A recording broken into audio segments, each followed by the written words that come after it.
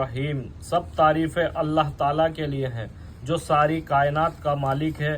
ہم اسی کی تعریف کرتے ہیں، اسی کا شکر ادا کرتے ہیں اور اسی سے مدد مانگتے ہیں اور معافی چاہتے ہیں۔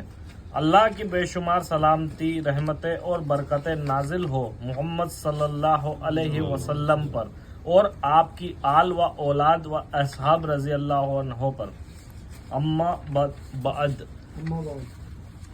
کو عورت، قرآن کریم کے نازل ہونے سے پہلے عورت کو دنیا میں عزت کی نگاہ سے نہیں دیکھا جاتا تھا، بلکہ اہل عرب میں تو عورت کے وجود کو ہی ناپسند کیا جاتا تھا۔ کسی گھر میں لڑکی کا پیدا ہونا بہت برا اور منحوس سمجھا جاتا تھا۔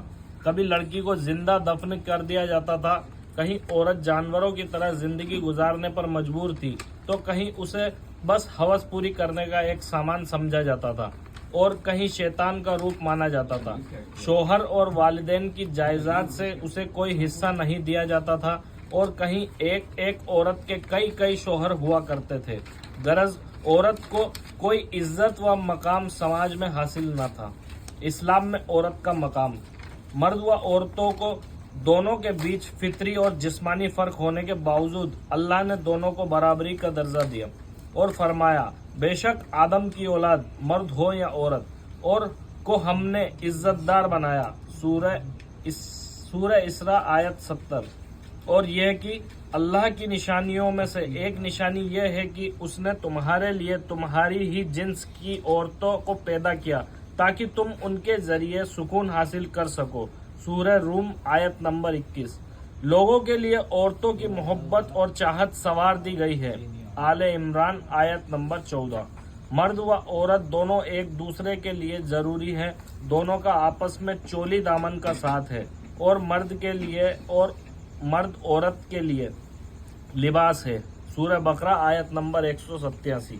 عورتوں کا مردوں پر ویسا ہی حق ہے جیسا دستور کے مطابق مردوں کا حق عورتوں پر ہے، البتہ مردوں کو عورتوں پر کچھ فضیلت ہے۔ سورہ بقرہ آیت نمبر 228۔ انس رضی اللہ عنہ کا بیان ہے کہ نبی صلی اللہ علیہ وسلم نے فرمایا مجھے دنیا کی سب چیزوں میں عورتیں اور خوشبو زیادہ پسند ہے اور میری آنکھوں کی ٹھنڈک نماز ہے۔ سنن نسائی 3394۔ بیوی پر شوہر کے حقوق، نبی صلی اللہ علیہ وسلم نے فرمایا اگر میں اللہ کے علاوہ کسی دوسرے کو سجدہ کرنے کا حکم دیتا تو بیوی کو دیتا کہ وہ اپنے شوہر کو سجدہ کرے۔ قیس بن سعد ابو داؤد 2140، ابو ہریرہ ترمذی 1023۔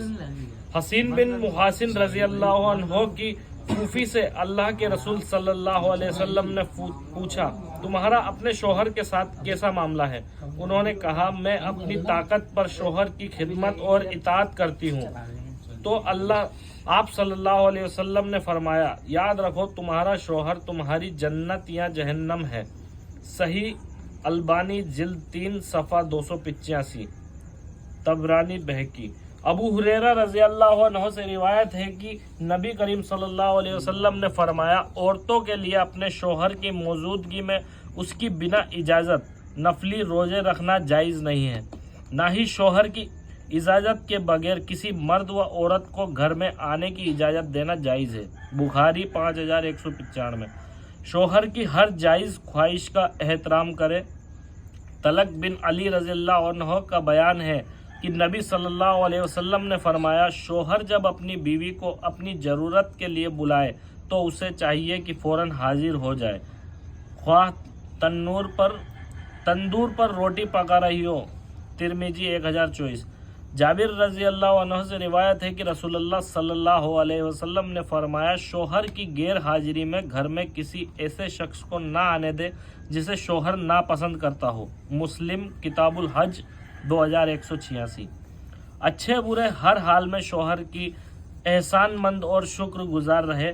اسامہ بن زید رضی اللہ عنہ سے روایت ہے کہ نبی صلی اللہ علیہ وسلم نے فرمایا میں نے جہنم میں عورتوں کی اکثریت دیکھی ہے اس وجہ سے کہ وہ اپنے شوہروں کی ناشکری کرتی ہے اور ان کا احسان نہیں مانتی ہے۔ بخاری 5196، مسلم 1504۔ شوہر کے گھر والوں کے ساتھ بیوی کا سلوک۔ محمود مہندی استانبولی لکھتے ہیں کہ بیوی پر شوہر کا ایک حق یہ ہے کہ شوہر کے ماں باپ اور بھائی بہنوں کا احترام کرے، ان کے ساتھ اچھا برتاؤ کرے، اگر وہ لوگ بد سلوکی کرے تو صبر کرے، خاص کر ساس و سسر کی زیادتیوں کو سہن کی کوشش کرے۔ بیوی کو چاہیے کہ وہ اپنی انا اور جذبات کو قابو میں رکھے تاکہ اللہ کی رضا اور خوشنودی حاصل ہو۔ اس سے شوہر کی نظر میں اس کا احترام اور عزت بڑھے گی اور محبت میں اضافہ ہوگا۔ اسے یہ حقیقت بھی یاد رکھنا چاہیے کہ اس کے ساس و سسر نے اس کے شوہر کی بچپن سے پرورش کی ہے اور جب وہ بڑا ہوا تو اس کی تعلیم و تربیت کی، اس لیے اس کے شوہر کا یہ اولین فریضہ ہے کہ وہ اپنے ماں باپ کا خیال رکھے۔ تو بیوی کو بھی چاہیے کہ اس بارے میں وہ شوہر کی مدد کرے اور اللہ سے اپنے اس حسن سلوک کا اجر پائے۔ تحفۃ العروس صفحہ 201۔